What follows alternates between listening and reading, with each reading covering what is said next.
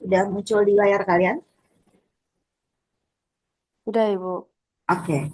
Nah, ini masih menggunakan PDF yang sama dengan yang pernah saya share sebelumnya.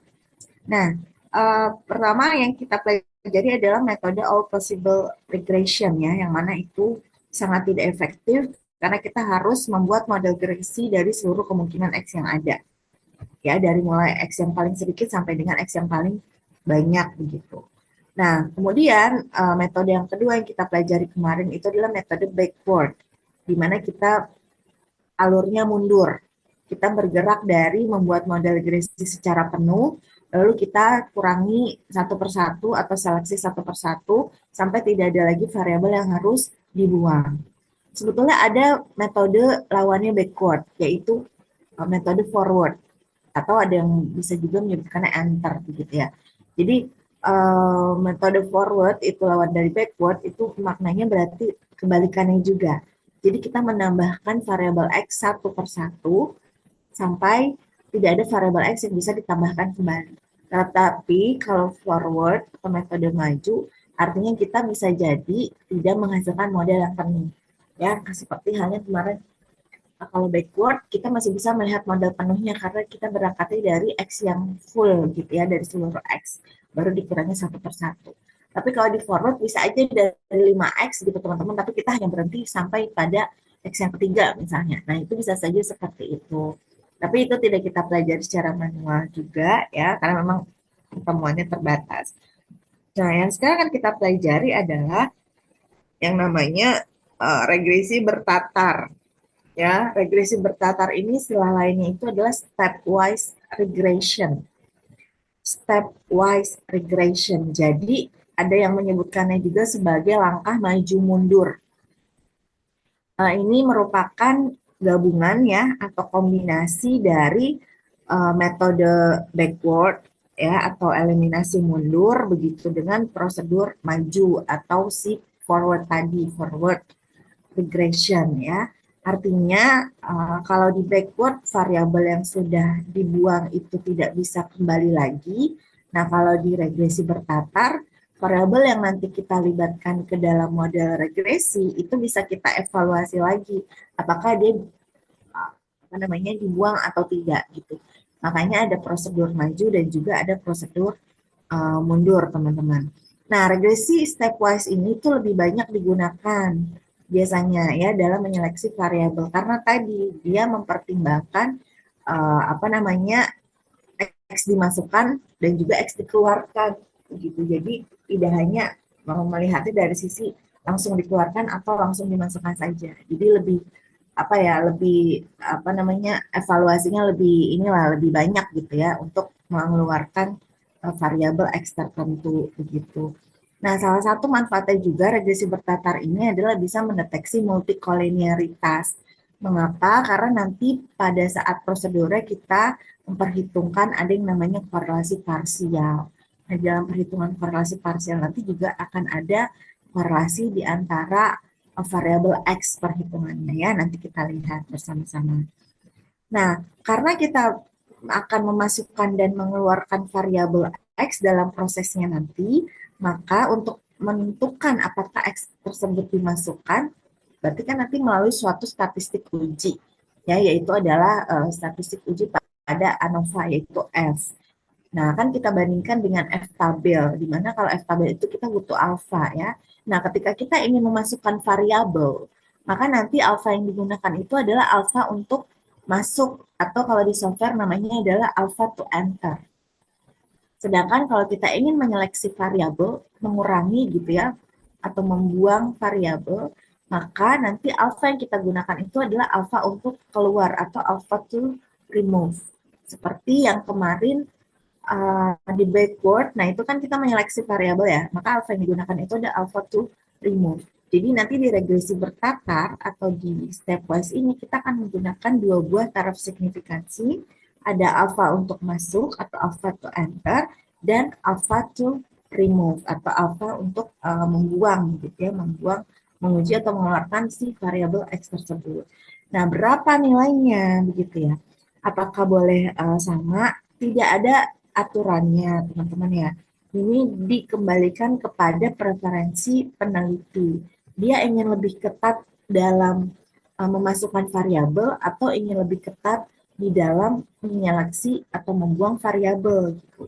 Karena semakin kecil alfa, tentu dia akan semakin ketat ya teman-teman. Gitu. Dibandingkan dengan alfanya mungkin yang lebih besar.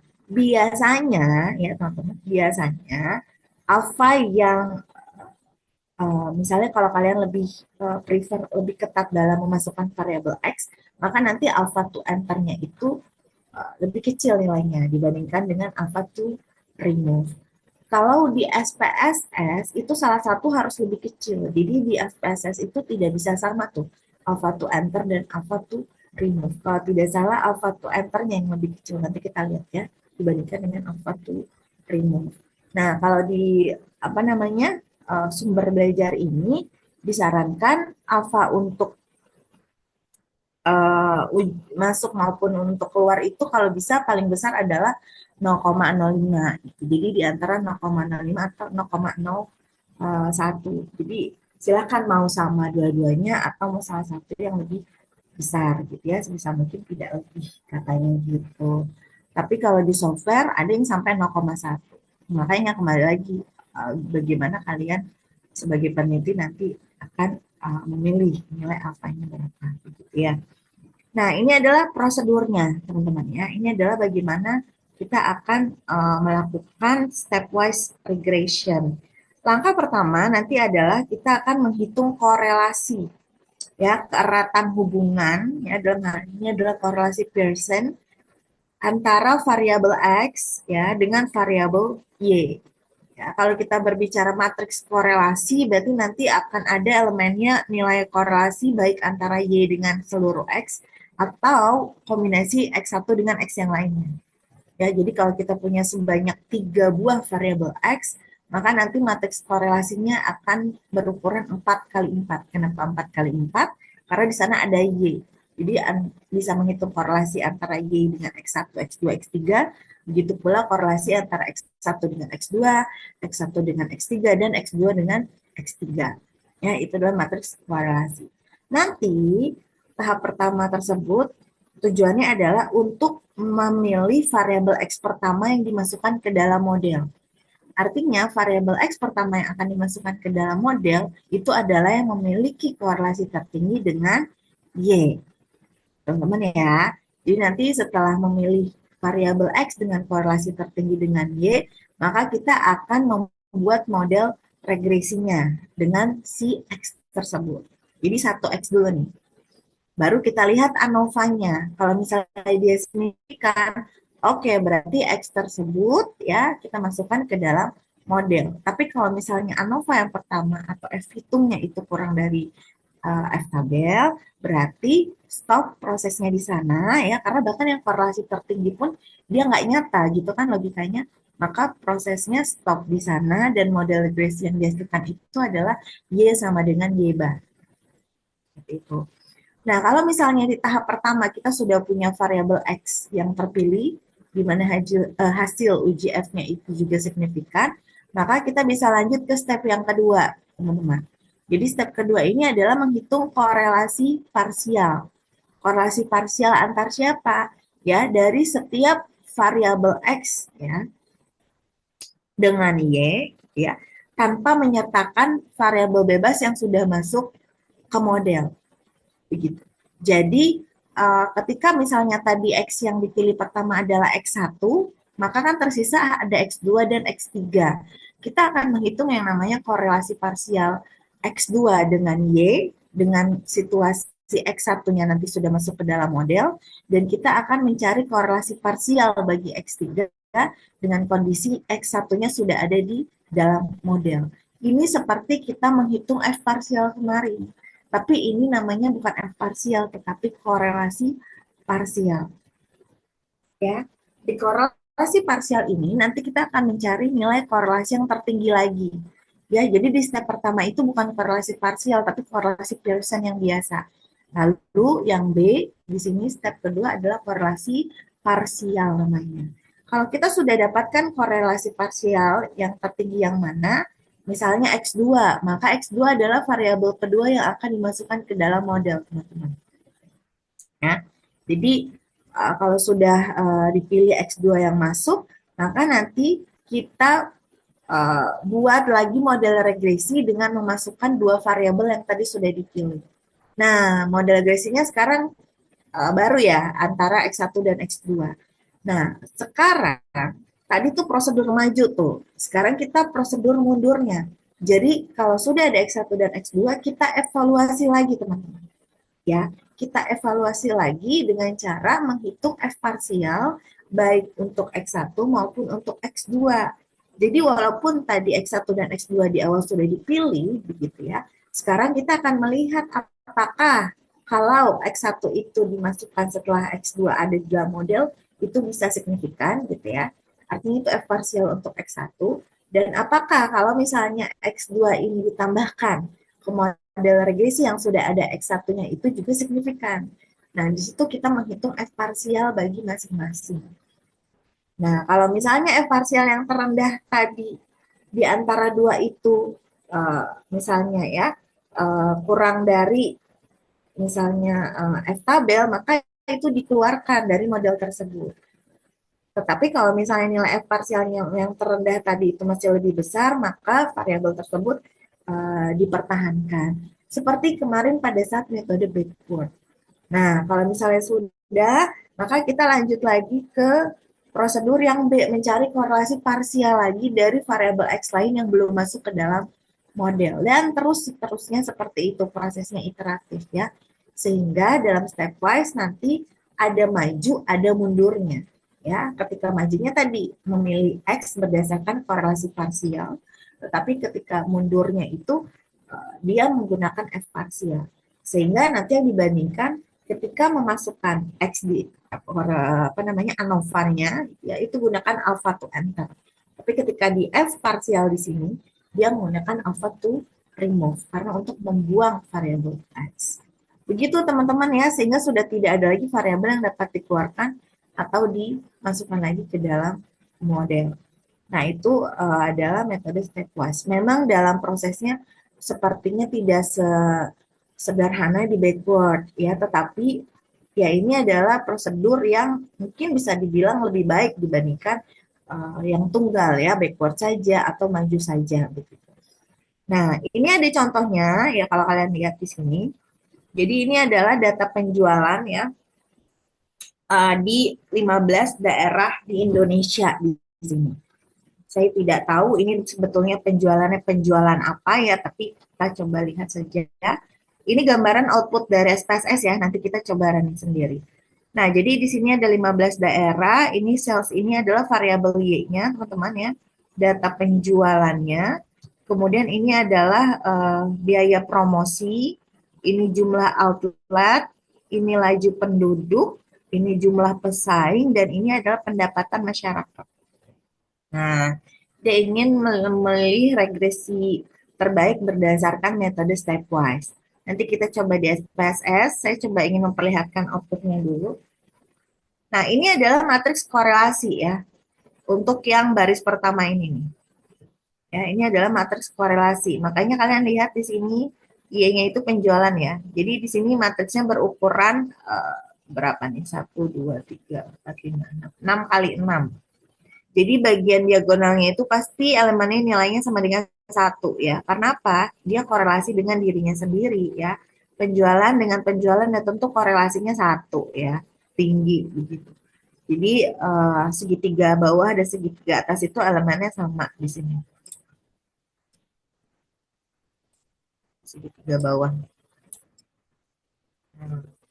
Jadi kalau kalian mau lihat korelasi antara Y dengan seluruh X ya, bisa melihat baris yang ini ya, karena penjualan itu adalah Y, sehingga ini adalah ini Y, ini Y, ini X1 misalnya, ini X2, ini X3, ini X4, ini X5 gitu ya. Ini juga X1, X2, X3, X4, X5. Jadi boleh lihat yang segitiga bawah atau segitiga atas. Nah, misalnya kita lihat yang baris saja ya, sesuai dengan PPT ini. Jadi kita ingin lihat korelasi Y dengan seluruh X itu yang paling tinggi yang mana. Nah, di sini dengan biaya promosi itu korelasinya 0,916. Dengan jumlah outlet itu adalah 0,901 dan seterusnya. Ingat, di korelasi tanda negatif itu hanya menunjukkan arah, ya, bukan menunjukkan bahwa nilainya rendah, tidak sama sekali, ya, teman-teman. Nah, kalau berdasarkan matriks korelasi ini, kalian bisa lihat bahwa variabel X yang memiliki korelasi tertinggi dengan Y adalah si X1 atau biaya promosi. Maka nanti X yang dimasukkan pertama kali ya ke dalam model regresi itu adalah si biaya promosi atau X1. Nah, kalau kalian lihat di sini di bagian significance ya, ini adalah p-value. Jadi korelasi itu kalau kalian ingat ya waktu statdas itu juga kita bisa uji signifikansinya. Artinya ketika nilai korelasinya tinggi belum tentu itu nyata, ya belum tentu itu signifikan. Sehingga kalau kita ingin benar-benar tahu apakah memang korelasinya itu signifikan bisa dilihat di bagian p-value ini ya. Di sini p-value-nya 0, 0 begitu ya. Kemudian yang signifikan juga ini, karena kalau kita anggaplah alfanya 5%, ini semua yang kurang dari 5%. Nah, jadi kalau berdasarkan gambaran p-value-nya seperti itu ya. Tapi kita hanya memilih X yang korelasinya paling tinggi aja gitu ya. Jadi kita pilih yang X1. Nah, sehingga nanti di output berikutnya kalian akan melihat per step-nya begitu bahwa si X1 ini atau biaya promosi ini akan dimasukkan paling pertama. Nah, dia outputnya seperti ini. Ya, jadi ada variabel enter or remove gitu ya. Di sini jelas bahwa variabel dependennya adalah penjualan atau sales tadi. Nah, di sini model satu itu artinya step satu teman-teman ya. Jadi model satu itu adalah model yang isinya X pertama yang dimasukkan. Jadi pasti satu di sini. Lalu di model kedua ini artinya step 2. Ya, ini tahapan kedua. Artinya variabel X yang dimasukkan kedua gitu ya. Dan ini nanti adalah model finalnya. Model 2 ini adalah model finalnya.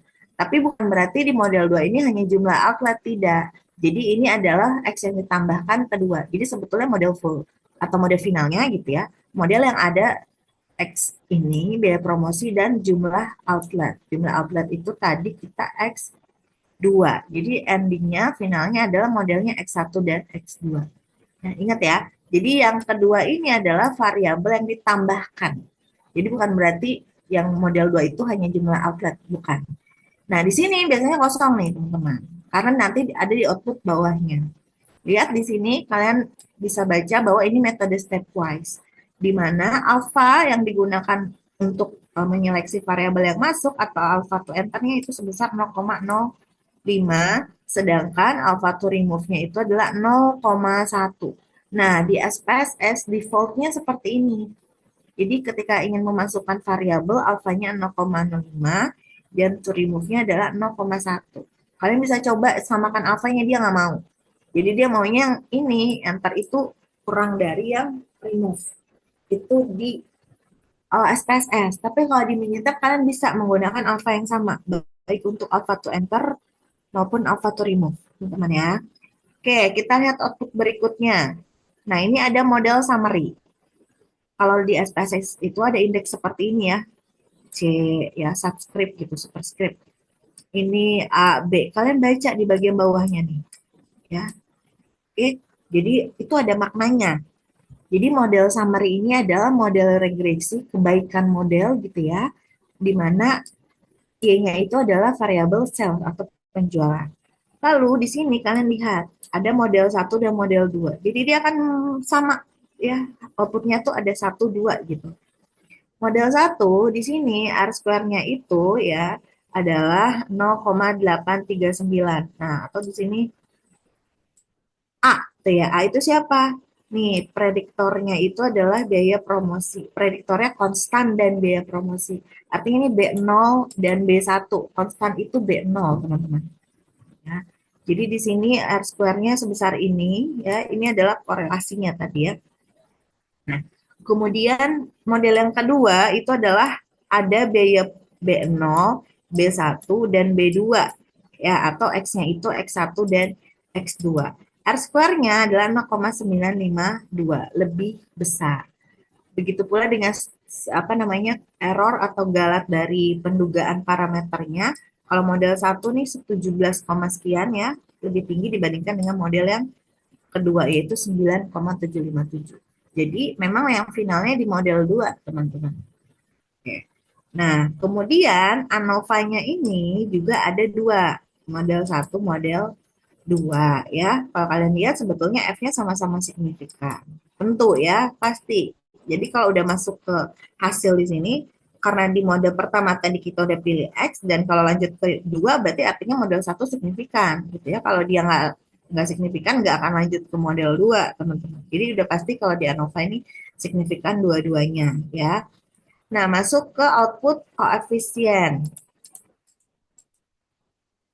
Nah, di output koefisien di sini, ini lebih detail lagi ya. Kita akan diperlihatkan nilai beta topiknya atau penduga parameter bagi betanya atau koefisien regresinya.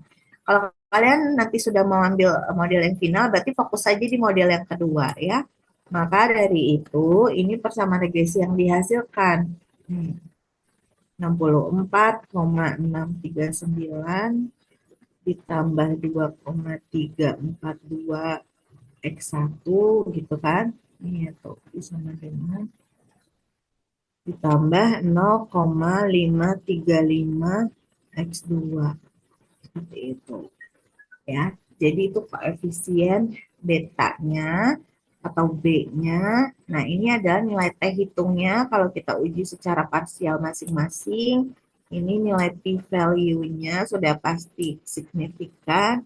Nah, VIF ini bisa digunakan untuk mendeteksi multikolinearitas kemarinnya. Jadi biaya promosi dan jumlah atlet ini tidak ada multikolinearitas atau tidak ada korelasi antara biaya promosi dan jumlah outlet. Jadi aman ya untuk asumsi multikolinearitas. Nah, berikutnya ini adalah excluded variables. Jadi kalau yang tadi output di atas ini memperlihatkan variabel yang dimasukkan begitu ya, walaupun judulnya di sini enter or remove gitu ya, tapi kalau yang bagian bawah ini memperlihatkan ya variabel mana yang dikeluarkan. Lihatnya bagaimana? Di model satu ini masih lengkap ya, 1, 2, 3, 4. Jadi kita ada berapa X? 5. D, promosi jumlah outlet. Oh, nggak ada, udah nggak ada. Ya, jadi di model pertama itu hanya ada X2 sampai dengan X5. Jumlah outlet, laju pertumbuhan, jumlah pesaing, dan tingkat pendapatan konsumen. Jadi yang tidak ada di sini variabelnya itu dikeluarkan. Dikeluarkan dalam arti dia dimasukkan ke dalam model. Ya, jadi yang dikeluarkan ini 4. Yang satu dimasukkan ke dalam model, maksudnya gitu. Ini kan judulnya excluded variables. Berarti yang ada di dalam output ini adalah variabel yang dikeluarkan ya atau tidak dimasukkan di step pertama ke dalam model regresi. Buktinya di sini biaya promosi nggak ada kan?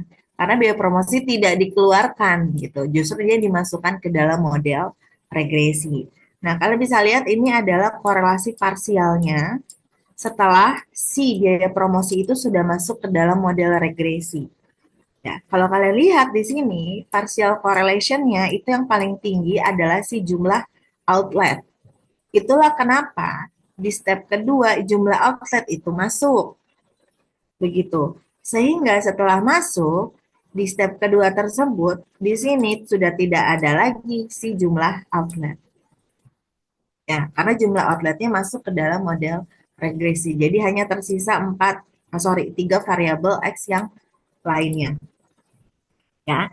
Nah, di sini stepnya berhenti, teman-teman. Jadi hanya sampai pada penambahan si jumlah outlet aja atau si X2 saja. Jadi tahu bedanya ya. Jadi kalau sebetulnya ini maknanya apa namanya? Maknanya sama ya. Jadi variabel enter itu memperlihatkan variabel X yang dimasukkan begitu. setiap stepnya. Sedangkan kalau untuk yang excluded variables itu artinya variabel yang dikeluarkan di setiap stepnya. Jadi kalau di variabel di step pertama yang dimasukkan tadi adalah apa namanya biaya promosi, maka di excluded variables pasti tidak ada si biaya promosi di sini. Dan begitu pula untuk yang step berikutnya.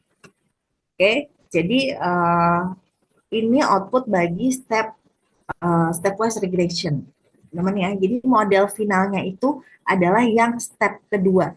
Kalau di backward itu dia outputnya step 1, step 2 gitu ya.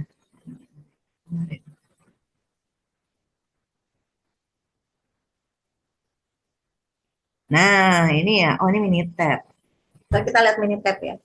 Kalau di SPSS tuh sekarang outputnya model satu, model 2, bukan step, tapi itu sama ya maknanya.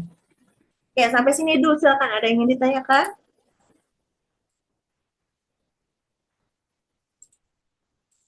Sepertinya belum ada, Bu. Belum, baik. Kalau belum, saya ingin memperlihatkan ini perhitungan manual, tapi saya tidak akan mengajarkan ya karena cukup ribet dan cukup panjang dan ada perbedaan hasil dari yang saya hitung dengan nanti yang akan kita coba di software. Tapi setidaknya ini memberikan gambaran prosedur secara umum ya, teman-teman. Jadi di sini terlihat PowerPoint-nya,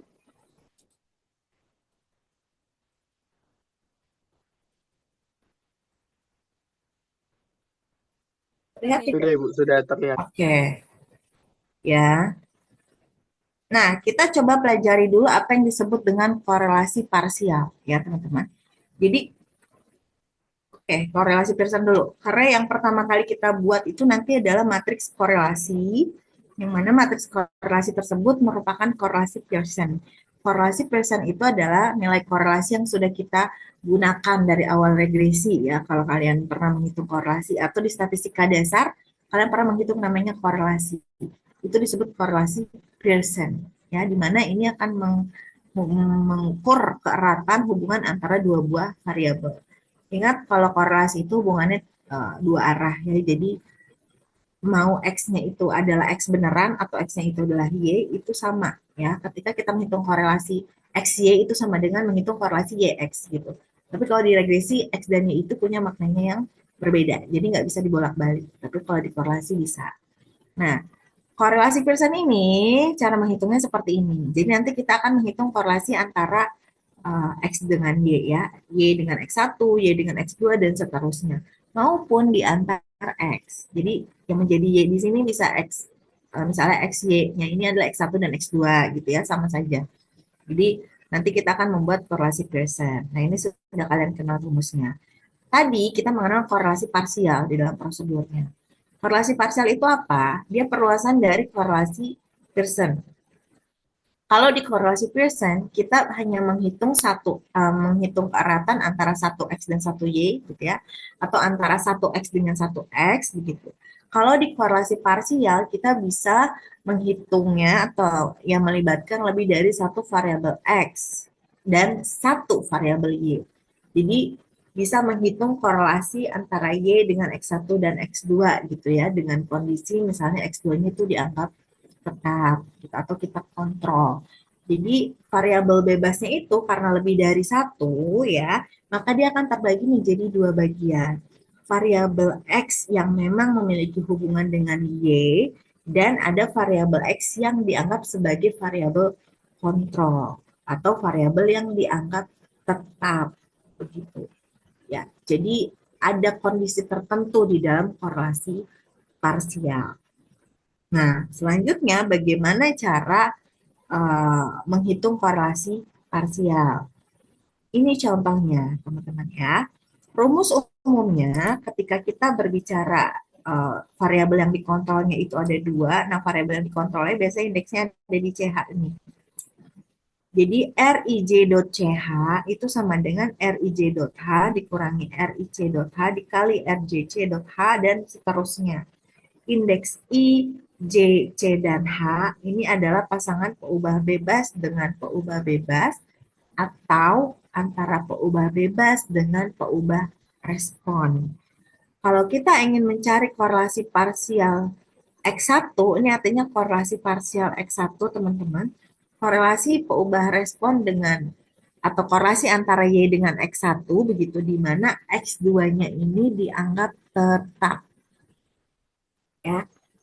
Gitu. Jadi ini korelasi parsial antara Y dengan X1. Parsialnya di mana? Karena ada X2. Nah, makanya X2-nya kita anggap tetap. Sehingga kalau kita yang dianggap tetapnya hanya satu, ini rumus umumnya ya, atau bisa diterapkan nanti untuk X yang lainnya ya. I-nya berarti untuk Y ya, kemudian J-nya itu untuk X1, ini ya mengikut ini. J-nya untuk X1, C-nya itu adalah X2. Jadi untuk menghitung korelasi parsial Y1, Y dengan X1, maka tinggal substitusikan di sini indeksnya. Jadi sama dengan menghitung korelasi antara Y dengan X1 dikurangi dengan korelasi antara Y dan X2 dikali dengan korelasi antara X1 dan X2. Dibagi dengan akar seterusnya. Ya, teman-teman. Ini menghitung korelasi parsial. Jadi memang agak panjang ya dalam menghitung korelasi parsial. Nah, seperti kemarin kita ada F parsial, sekarang kita ada korelasi parsial. Nah, sekarang kita masuk ke dalam contohnya. Kita punya data ini. Ini adalah data yang kita gunakan untuk latihan kemarin ya. Beberapa kayaknya backward ya sempat kita pelajari gitu atau tugasnya begitu saya lupa. Nah, lalu kita masuk ke step yang pertama.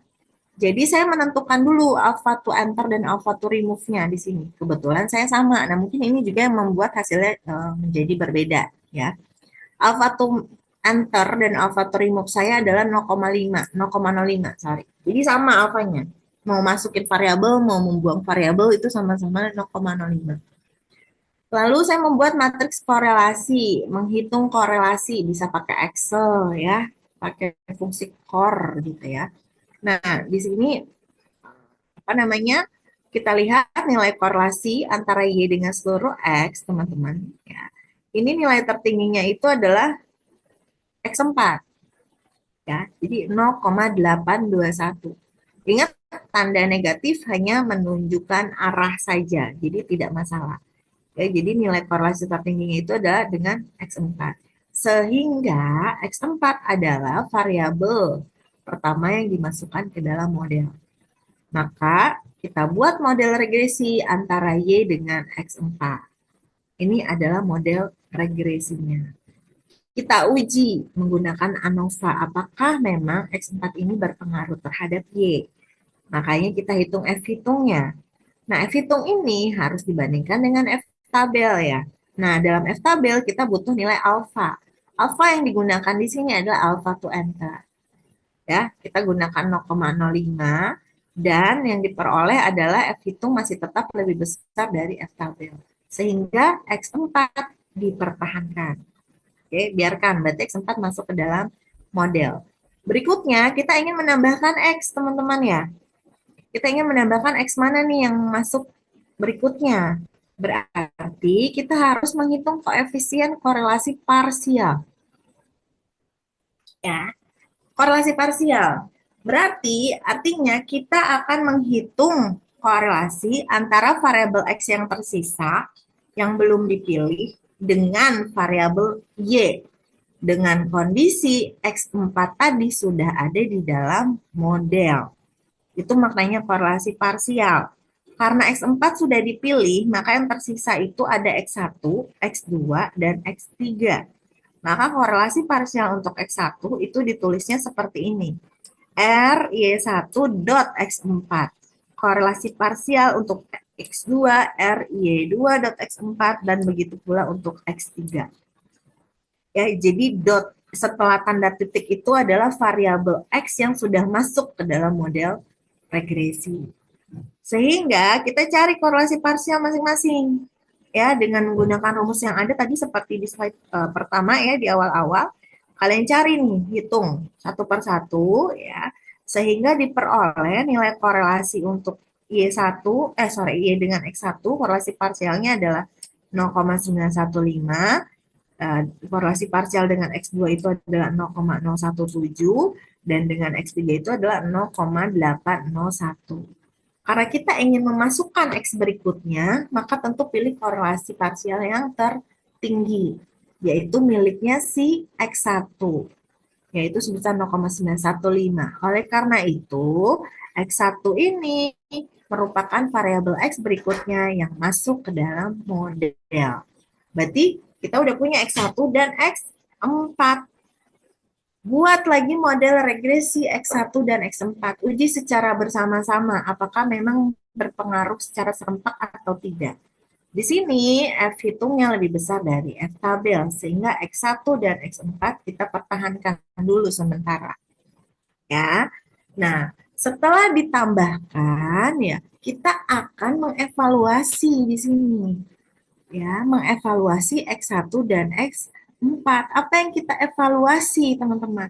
Kita akan melihat gitu ya, kontribusi dari pengaruh misalnya tadi X1 gitu, seandainya X4 dimasukkan terlebih dahulu, atau kontribusi X4 seandainya X1 dimasukkan terlebih dahulu. Artinya di sini kita akan mengevaluasi apakah salah satunya sebetulnya bisa dikeluarkan atau tidak. Ya. Jadi walaupun tadi sudah diuji F pertama itu kita secara bersama-sama sudah berpengaruh, tetapi di sini kita evaluasi gitu berdasarkan F parsial yang kita pelajari di metode backward. Berarti model penuhnya, kalau kalian ingat ya, model penuhnya itu adalah ini, antara X1 dan X4. Maka kita menghitung F parsial untuk X1. Kalau kemarin di Excel kita bikin tanpa X1 gitu ya. Kalau untuk X4 berarti tanpa X4. Seperti itu. Nah, sehingga di sini kita lihat F parsial untuk X1 itu 108, sekian, F parsial untuk X4 159, sekian. Ya. Nah, ini kita lihat bahwa F parsial terkecilnya pun dia masih lebih besar daripada F tabel. Sehingga X1 dan X4 ya udah fix untuk dipertahankan. Ya, teman-teman. Nah, berarti kan berikutnya X mana lagi yang mau ditambahkan gitu ya. Berarti tersisa ada X2 dan X3. Maka kita hitung lagi si korelasi parsialnya. Ya. Korelasi parsialnya begitu, berarti posisinya atau notasinya menjadi seperti ini. Karena X1 dan X4 sudah ada di dalam model, maka setelah tanda titiknya itu adalah X1 dan X4. Jadi korelasi parsial antara Y dengan X2 setelah X1, X4 sudah ada di dalam model, dan korelasi parsial Y dengan X3 ketika X1 dan X4 sudah ada di dalam model. Ketika setelah tanda titik X-nya bertambah, maka dari itu di sini rumus korelasi parsialnya juga berubah.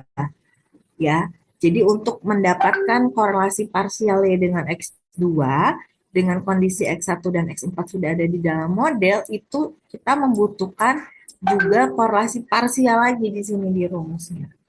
Ya, sehingga untuk menghitung korelasi parsial yang finalnya ini, kita juga harus menghitung korelasi parsial dari masing-masing ini. Ya, ini baru untuk satu ya, baru untuk korelasi parsial antara Y dengan X2. Gitu. Sehingga nanti untuk menghitung Y dengan X3 juga dengan rumus yang sama. Ya, kalau kalian lihat di sini nanti kita harus menghitung 3 korelasi parsial dulu. Baru kita dapat si korelasi parsial ya dengan X2 dengan kondisi X1 dan X4 tetap gitu ya.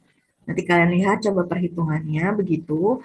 Hasil akhirnya adalah bahwa korelasi parsial antara Y dengan X2 itu adalah ini 0,59861 ya, atau 0,358 kalau dikuadratkan. Tadi di atas itu nilai korelasi kita yang kuadrat ya teman-teman ya. Berarti karena korelasi ya. Nah, ini X2 dengan Y, begitu kondisi X1, X4-nya tetap adalah 0,358, yang dengan cara yang sama nanti X3 diperolehnya 0,320. Nah, ini kita pilih yang korelasi parsialnya tertinggi, yaitu si X2. Walaupun kalau kalian lihat di sini tipis sekali ya, antara X2 dan X3 korelasinya, dan rendah sekali gitu nilai korelasinya. Nah, tapi di sini tetap kita pilih yang korelasi parsialnya tertinggi. Berarti kita coba masukkan X2 ke dalam model regresi. Nah, masuklah dia model regresi bertiga nih, X1, X4, dan X2. Lihat uji F-nya, oh ternyata signifikan, begitu ya. Baru setelah itu kita evaluasi lagi menggunakan F parsial. Ini entah saya yang salah hitung atau gimana ya, nanti kalau kalian mau mencoba silakan atau bantu cek gitu ya. Karena di sini F parsial yang terkecilnya itu adalah milik X4 jadinya. Ya. Padahal tadi ketika X1 dengan X4 itu X4 uh, udah masuk duluan gitu ya, X2 baru masuk gitu. Tapi di sini X4 ini yang paling kecil F parsialnya begitu. X2 juga sebetulnya kecil tapi masih lebih kecil X4. Dan di sini nilai F parsialnya itu uh, kurang dari F tabel. Ya, jadi baik X2 maupun X4 itu kurang dari tabel sehingga yang signifikan hanya si X1. Nah, di sini saya kesimpulannya X1 yang masuk ke dalam model. Gitu. Jadi finalnya itu adalah si Y dengan X1 saja model akhirnya. Nanti kita lihat di software, dia punya hasil yang berbeda. Dia outputnya adalah X1 dan X4 yang dipilih. Mungkin akibat dari alfa yang berbeda. Ya, kalau saya tadi kan alfanya 0,05 baik to enter maupun to remove. Sedangkan kalau di SPSS itu alfanya 0,05 dan 0,1. Jadi mungkin itu yang bisa menjadi salah satu pembedanya, teman-teman. Nah, tidak apa-apa, nanti kalian lihatnya langsung ke software aja yang sudah pasti sahih gitu ya, sudah pasti hasilnya valid. Karena ini kan pasti ada, mungkin ada human errornya dari yang saya buat ya. Tapi hanya saya ingin memperlihatkan gitu bahwa ini prosedurnya kalau secara manual ya, kalian bisa lihat bahwa memang tidak sederhana, harus bolak-balik gitu ya. Tapi kalau teman-teman sudah tahu alurnya, insya Allah bisa dipahami seperti itu.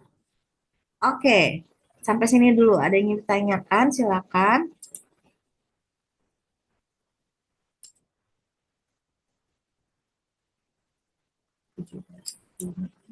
Ibu maaf mau nanya, berarti nanti Ya, kalau ujian pakainya software, Bu? ya Rida. Nah, itu ya pernyataan yang ingin kalian dengar ya. Iya, pakai software. Artinya gini, kalau kita bicara soal ujian secara umum, nanti uh, tidak seluruhnya software. Mungkin ada pertanyaan-pertanyaan yang harus kalian jawab ya. Hmm, apa namanya menggunakan Excel cukup gitu ya, tidak menggunakan software. Gitu. Tapi kalau untuk metode stepwise, misalnya nanti kalau memang diperbolehkan juga yang backward juga menggunakan software, pakai software aja. Jadi kalau stepwise atau backward yang kita pelajari, boleh menggunakan software. Software juga silakan mau pakai yang SPSS atau yang Minitab, asal kalian paham outputnya, ya. Yang saya mau itu. Jadi nggak nggak hanya melihat outputnya, klik klik klik keluar output. Jadi saya mau kalian juga paham secara manualnya itu sebetulnya prosedurnya itu apa yang dilakukan.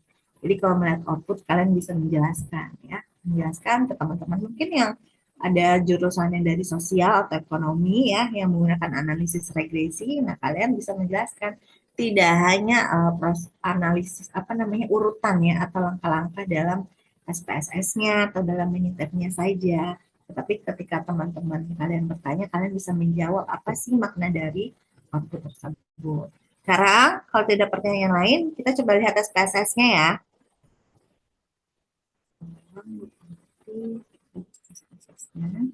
Kalau kalian di laptopnya sudah ada SPSS, boleh sambil dibuka. Dia agak lama dibukanya, makanya tadi saya buka dulu. Tadi agak agak terlambat joinnya.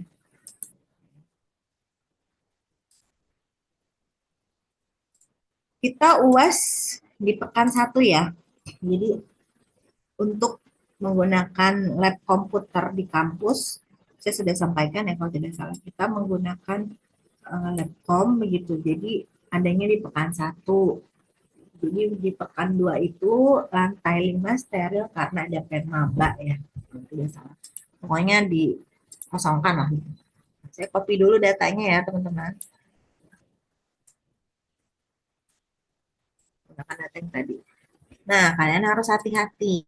Besok ketika nanti di labcom ya, uh, Excel-nya itu kan dia untuk desimal itu menggunakan koma kalau tidak salah ya, dan ribuannya itu menggunakan titik. Sedangkan di software SPSS ini desimal itu menggunakan tanda titik. Kemarin kita sudah berlatih, artinya nanti data yang kalian punya di Excel itu dirubah dulu tanda desimalnya. Jadi kalian nanti kalau mau running software nggak panik.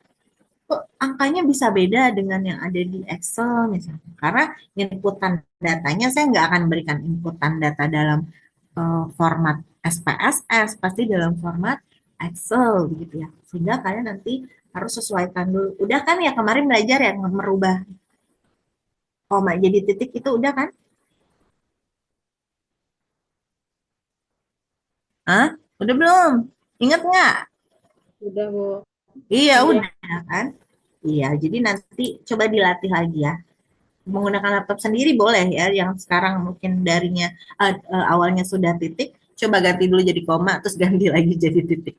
Jadi jangan panik dulu ya, teman-teman. Oke, ingat kalau di Excel menuju SPSS, kopinya tidak perlu dari judul kolomnya. Jadi datanya saja ya. Di variable view kita input di sini Y, X1, X2, X3, X4. Sebetulnya kalau kalian tahu Y itu apa, ya, kalian boleh berikan label di sini. Ya, begitu pula X1 dan seterusnya. Kalau misalnya kita mau coba lihat ya, misalnya ini ceritanya ya, ceritanya itu nama variabelnya sama seperti tadi di PDF. Misalnya ini adalah sales, kemudian yang kedua itu tadi adalah biaya promosi, ini adalah jumlah outlet, kemudian apa lagi tadi?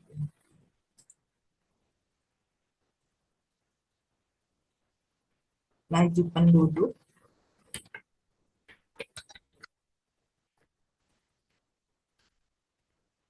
dengan income.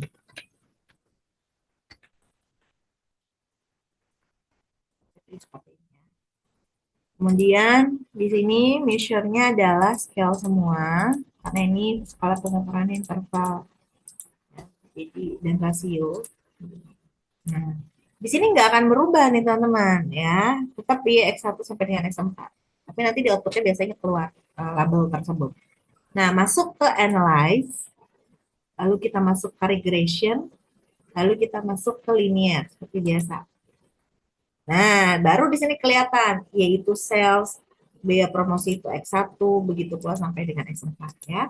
Masukkan sales ini ke dependent, yang lainnya kalian kontrol A aja, masuk ke independent. Lihat di bagian bawah, ini ada method. Ya, method di sini kalian bisa pilih stepwise. Atau kalau yang kemarin backward, kalian pilih backward. Kalau mau lihat forward, silakan pilih forward.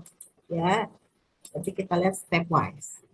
Lalu di bagian statistik, oke ini kalau untuk saat ini kita apa namanya abaikan aja. Lalu di plot juga tidak dilihat dulu ya. Option, nah lihat di sini ada menggunakan probability of F, artinya ini alfanya teman-teman ya. Entry itu adalah alpha to entry untuk memasukkan nilai X-nya. Memasukkan X-nya itu nilai alfanya berapa. 0,05 ya di sini defaultnya, sedangkan auto to remove-nya defaultnya adalah 0,1. Jadi kalau saya ganti 0,05 lalu saya continue, dia tidak mau. Dia mau yang ini kurang dari yang sebelah sini. Jadi saya tulis 0,1. Kalau di sini 0,1 coba kita lihat ya. Di sininya 0,05 tidak mau gitu ya. Jadi defaultnya memang di sini kurang dari ya. Jadi jangan ngambil alfa yang lebih dari 0,1 ya teman-teman ya. 0,1 itu udah tinggi ya. Jadi ya ini yang paling aman kalau di SPSS gitu ya. Yang satunya 0,05, yang satunya adalah 0,1. Maka continue lalu tinggal oke saja. Di Zoom dia nggak otomatis ke output. Nah, ini outputnya. Muncul tidak outputnya? Muncul, Bu. Oke ya. Lihat outputnya di sini yang pertama adalah variabel enter or remove. Nah, yang keluar adalah nama variabelnya di sini. Itu tadi X4, biaya promosi itu X1, teman-teman. Jadi di step pertama, X yang masuk duluan itu adalah yang X4, di kedua itu yang masuk adalah X1. Seperti yang saya kerjakan tadi, X4 dulu baru X1 kan. Nah, di sini di yang step kedua berarti finalnya. Berarti X4 dan X1 yang akhirnya dimasukkan ke dalam model regresi. Nah, di model hari ini ya kita kembali lihat di model yang kedua yang final tadi R square-nya lebih tinggi ya. Yang mana ini kan indeksnya B ya. B itu adalah income dan biaya promosi. Jadi model regresinya ada X4 dan X1. Itu nilainya lebih tinggi R square-nya. Dan standar error-nya juga jauh lebih kecil dibandingkan dengan model yang pertama. Itu model final kita ya. Di ANOVA, kalian bisa lihat di sini untuk model yang kedua ya, baik X1 maupun X1 dan X4 berpengaruh bersama-sama terhadap Y. Dengan signifikannya di sini F-nya lebih tinggi daripada yang model pertama, walaupun sama-sama model pertama juga signifikan ya. Nah, pasti ini p-value-nya kurang dari alfa. Alfanya tadi 0,05 alfa to enter-nya. Oke. Kemudian di koefisien, berarti di sini lihat di model keduanya, ya, ini adalah nilai penduga betanya yang unstandardized B ini.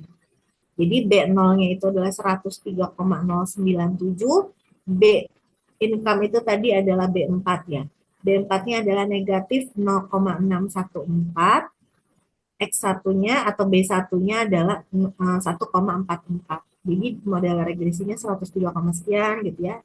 Dikurang 0,614 X4 ditambah 1,44 X1. Sedangkan ini adalah nilai T hitungnya. Ya, ini adalah nilai T hitungnya dan ini adalah p-value-nya. Nah, ini baru dimunculkan excluded variables. Jadi di step pertama, yang biaya promosi, jumlah output dan laju penduduk, atau ini X1, X2, X3 gitu ya. Dia dikeluarkan dari model. Dikeluarkan dari model, yang masuk pertama adalah income, tadi atau X4 ya. Makanya dia nggak ada di sini. Nah, kalian lihat ini korelasi parsialnya. Jadi di korelasi parsial ini, untuk step kedua, ambil yang paling tinggi di step pertama, yaitu milik si biaya promosi. Makanya biaya promosi di step kedua ini dia nggak ada di list variabel yang dikeluarkan karena dia masuk ke dalam model. Ya, dan di sini lihat korelasi parsialnya adalah 0,599 dan negatif 0,566. Sebentar, coba. 0,599. Ya. Tadi di PPT saya itu korelasi parsialnya itu yang tidak dikuadratkan itu juga 0,599 untuk X2 ya. Nanti saya tampilkan untuk yang X3-nya. Korelasi parsialnya betul setara dengan ini sebetulnya ya. Nah, di korelasi parsialnya 0,599. Tadi di SPSS korelasi parsialnya yang terakhir ini ya 0,599 nih untuk yang jumlah outlet, jumlah outlet tadi yang kedua ya, jadi penduduk yang ketiga. Jadi manualnya udah sama nih sampai sini ya, hitung parsial korelasinya, tapi endingnya tadi berbeda. Mungkin alfanya yang berpengaruh ya, karena alfanya beda. Nah, tapi outputnya sampai sini aja teman-teman ya, untuk yang stepwise. Jadi agak berbeda dengan metode backward yang kita kalau di Minitab itu jelas step 1, step 2 gitu ya. Untuk output yang stepwise dulu ini, bisa dipahami atau tidak, teman-teman?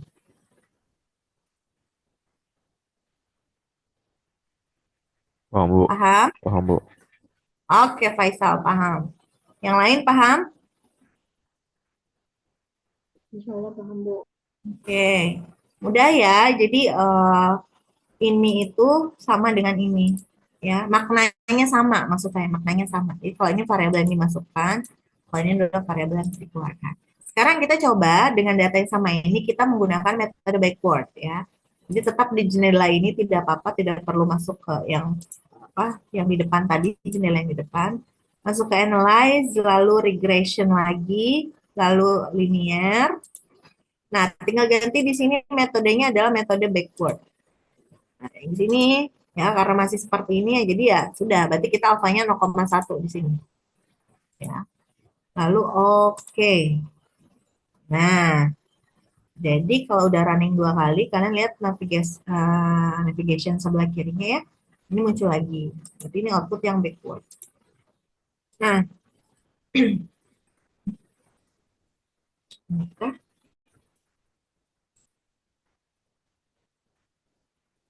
Nah, oke. Karena saya ganti tadi ada labelnya jadi agak panjang ya. Income, laju penduduk, biaya promosi, jumlah outlet ini adalah seluruh variabel X. Jadi kalian ingat di backward, di step pertama yang masuk pertama kali itu adalah model full-nya, seluruhnya masuk. Itulah kenapa dia masuk di variabel enter di sini. Ya, masuk seluruhnya. Lalu di step berikutnya kita mengurangi X-nya satu per satu. Nah, di step kedua ini kita membuang si laju penduduk.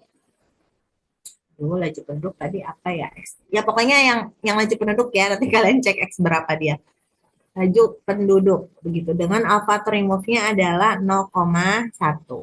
Di step ketiga yang dibuang itu adalah variabel income. Nah, kalau berdasarkan backward, income ini dibuang. Ya, income ini dibuang begitu sama dengan alfanya adalah 0,1. Kalau tidak salah ini jawabannya X1 X2 ya backward itu kemarin. Kalau X1 X2 itu berarti antara biaya promosi dan jumlah outlet model regresi terbaiknya. Aduh.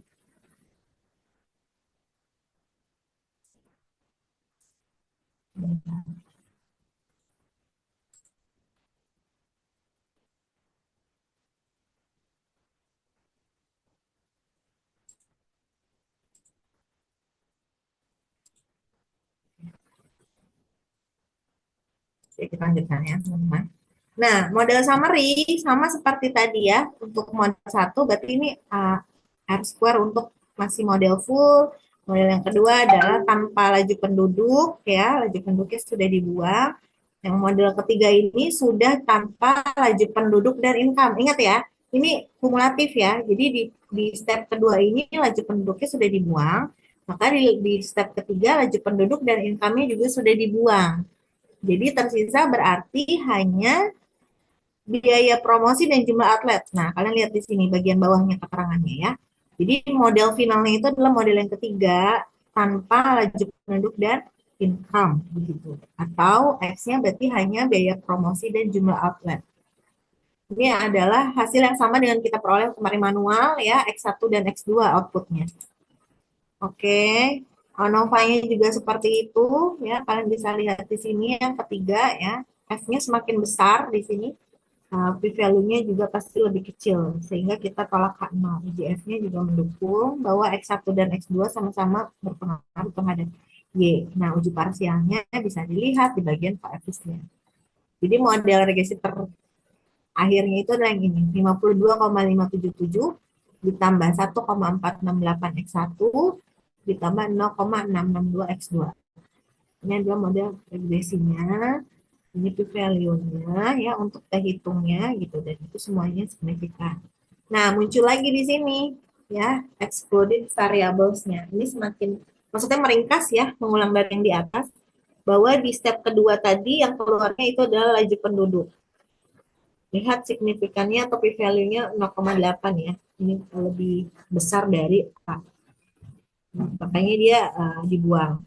Nah, ini step kedua dia sudah ada 2 yang dibuang gitu ya. Jadi kumulatif. Begitu pula membaca output yang tadi di enter ini juga kumulatif. Jadi jangan dimaknai. Di step kedua laju penduduk hilang. Berarti sisa income, biaya promosi, dan jumlah outlet. Lalu di step kedua income dibuang. Oh, berarti model finalnya hanya tanpa income. Tidak seperti itu ya. Karena ingat di backward, ketika 1X dibuang, dia tidak pernah bisa kembali lagi. Nah, ini untuk SPSS untuk backward. Bisa dipahami untuk backward? Outputnya.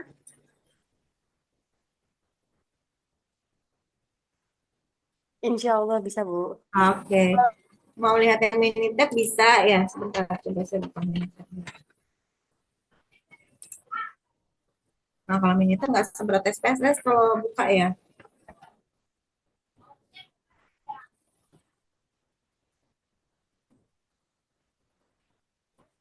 Oke, sebentar.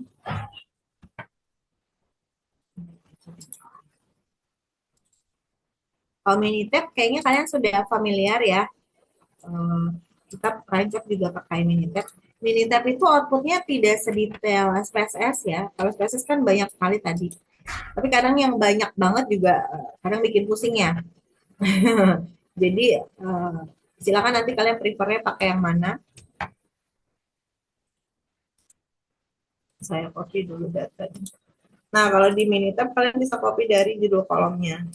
Karena dia tidak minta kita mendefinisikan itu skala pengukurannya apa gitu ya, seperti tadi di SPSS. Jadi lebih simpel.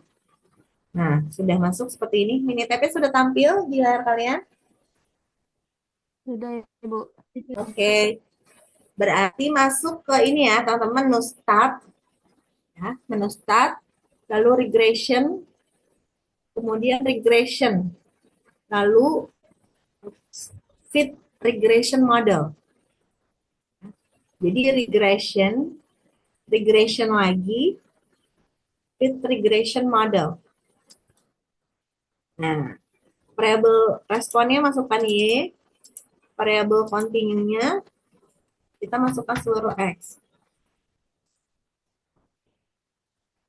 Kita cek satu-satu. Model biarkan aja. Option juga dibiarkan saja. Oke, stepwise. Nih, ya. Stepwise-nya diklik. Kalau misalnya kita mau apa misalnya backward, nah ini enaknya di Minitab. Jadi kita tahu bahwa backward itu hanya alpha to remove kan. Makanya di sini hanya alpha to remove dan kita bisa ganti alfanya berapa aja di sini. Misalnya tetap 0,1 ya. Maka di sini kalian bisa lihat juga ya. Kita bisa menampilkan display about the method atau lebih detail lagi untuk setiap stepnya biar kelihatan. Jadi pilih yang include details for each step ya. Lalu oke. Yang lainnya dibiarkan saja dulu ya. Lalu oke. Nah, ini stepnya atau outputnya. Jadi, kalau di Minitab, dia kelihatan step 1, step 2, step 3. Kalau di SPSS tadi, model 1, model 2, model 3, gitu ya. Step 1, ini masih lengkap X-nya. Makanya di sini ada p-value-nya dari seluruh X. Ya, ingat di backward itu kita membuang pertama kali itu kalau p-value itu ambil yang paling besar. Di sini p-value yang paling besarnya adalah milik X3 ya 0,896. Sehingga di step kedua X3 ini sudah dibuang. Ya, hanya ada X1, X2 dan X4. Di sini cari lagi p-value yang lebih besar, yang paling besar. Itu miliknya X4, 0,2 sekian. Sehingga X4 dibuang, di step ketiga itu ada X1 dan X2 saja. Nah, modelnya berhenti di sini. Ya, stepnya berhenti di sini. Jadi hanya terdapat X1 dan X2 saja untuk model regresinya, teman-teman. Nah, terus di bawah ada persamaan regresinya dia tampilkan ya. Jadi kalau di SPSS itu ada summary modelnya ya, ada R-square-nya dan lain-lain. Kemudian ada koefisien. Nah, di sini juga ada koefisiennya sama. Tapi yang ditampilkan hanya dari model yang terakhir. Kalau di SPSS tadi setiap stepnya ya diperlihatkan outputnya dari yang dibuang dari yang model penuh, dari yang dibuang X3-nya, ya, dari yang dibuang X4-nya gitu. Jadi setiap tahap itu dia tampilkan tuh si koefisiennya. Makanya panjang outputnya. Lalu model summary-nya juga ini model summary dari yang terakhir, ya, R-square-nya. Nah, ANOVA-nya juga ini adalah ANOVA yang udah model terakhir X1 dan X2 saja begitu. Jadi kalian bisa lihat di sini sumber keragamannya, bisa lihat di regresi, error, dan total. Karena X1, X2 di sini itu sebetulnya kalau dijumlahkan sama dengan ini yang regression.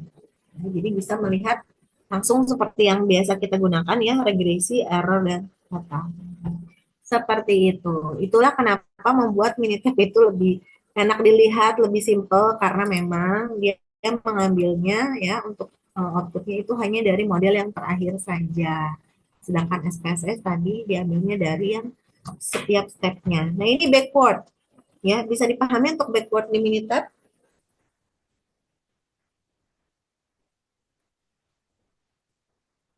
Bisa, Gimana Ibu. teman-teman? Bisa ya? Bisa, Ibu. Oke. Sekarang kita coba stepwise. Ya, start, regression, regression, fit regression model. Kita pilih yang ini, tombol stepwise. Nah, lalu pilih stepwise. Oke, nah ini bisa dipilih. Kalian alpha enternya mau berapa? Misalnya samakan dengan yang SPSS tadi, 0,05 dan 0,1. Ya. Lalu oke. Ini output yang kedua ya, kalian klik navigasinya. Tadi kan yang pertama backward, ini stepwise. Nah, stepwise juga seperti ini, dia step 1, step 4. Dan dia hanya dimasukkan, dia outputnya hanya menunjukkan yang dimasukkan aja teman-teman X-nya. Jadi nggak kelihatan yang dibuang ya. Itu bedanya dengan si SPSS di sana. Jadi dia hanya memperlihatkan sesederhana di step pertama itu yang masuk duluan adalah X4, lalu di step kedua yang masuk itu adalah si X1. Jadi nggak kelihatan proses pada saat dibuang itu yang lain itu korelasi parsialnya berapa. Gitu. Itu minimnya dari Minitab. Ya, jadi kita nggak bisa lihat, oh kenapa dia lebih masuk, kenapa dia masuk duluan gitu. Ya, karena kan basicnya tadi sebetulnya dari korelasi parsial dulu ya. Jadi nggak kelihatan di sini. Nah, tapi kalau untuk kebutuhan untuk melihat finalnya aja sih ya oke ya, gitu. Teman-teman bisa lihat di sini dari setiap stepnya. Nah, lalu di sini ada keterangan alpha enternya 0,05 dan alpha nya 0,1. Nah, ini koefisiennya ya, ini koefisien akhir ya untuk model regresinya.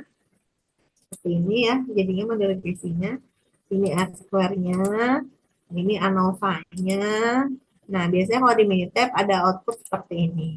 Dia menunjukkan ada observasi yang nilainya itu jauh dibandingkan nilai yang lainnya, termasuk besar gitu ya.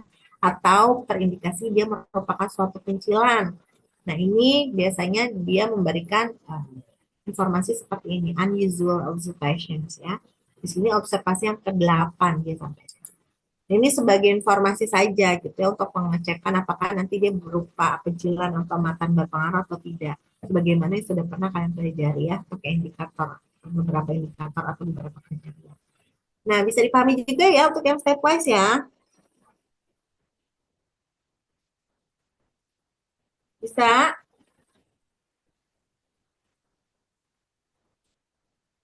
teman-teman?